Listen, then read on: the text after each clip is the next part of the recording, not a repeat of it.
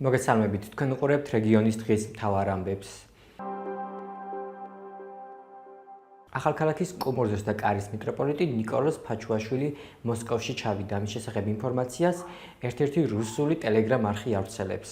გავრცელებული ინფორმაციის მიხედვით მეუფე ნიკოლოზი ქართველი ხელოვნებათმცოდნის დავით არსენიშვილის დაბადების 120 წლის იუბილეის აღსანიშნად გამართულ ღონისძიებას დაესწრო.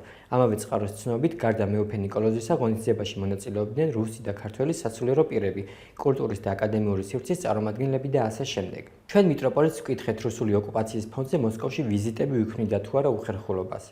მიტროპოლიტმა მოგწერა. ჩემი პასუხი რომ გასაგები იყოს, ჯერ დავით არსენიშვილის შესახებ ინფორმაცია მოიპოვეთ და გამომიგზავნეთ. ჩვენ მიტროპოლიტს მივწერეთ. დავით არსენიშვილი ქართველი რეჟისორი, თეატრის ისტორიკოსი და ხელოვნებათმცოდნე, რომელმაც დააარსა საბჭოთა საქართველოში პირველი თეატრალური მუზეუმი. ველოდებით მისგან პასუხს.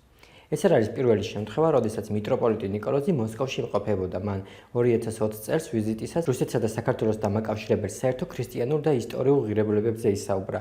2021 წელს კი მიტროპოლიტი მარიამ ეგვიპტელის ხსენების დღეს ლიტურგიაში მონაწილეობას იღებდა. 2 ლარი არის გათვალისწინებული მხოლოდ დღიური კვებისთვის ახალციხის სოციალურ საზრდოობაში.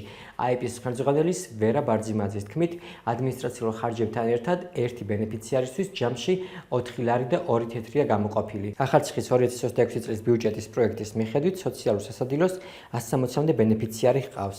როგორია მათი კვების რაციონი? ახალციხის მერიდან საჯარო ინფორმაცია გამოვითხოვეთ. თემაზე მუშაობას განვაგრძობთ. საერთო ხარჯებით მთლიანად ჯდება ერთი ბენეფიციარის მომსახურება ერთი დღე კვებას გულისხმობ 4 ლარი. 4 ლარი და 2 თეთრია.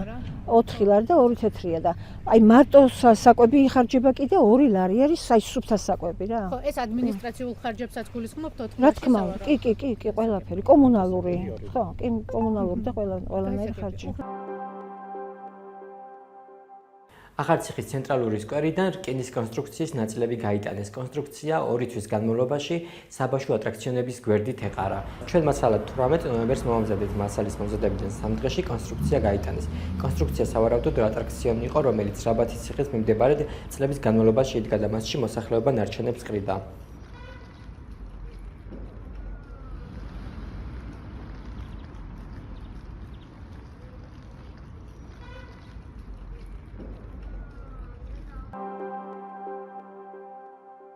ეს იყო ჩემს ხელთ არსებული დღევანდელი ბოლო ინფორმაცია. მეტია დეტალური ინფორმაციისთვის ეწვიეთ ჩვენს ვებ და Facebook გვერდს Talk to Origins. გმადლობთ რომ გიყურებთ. დროებით.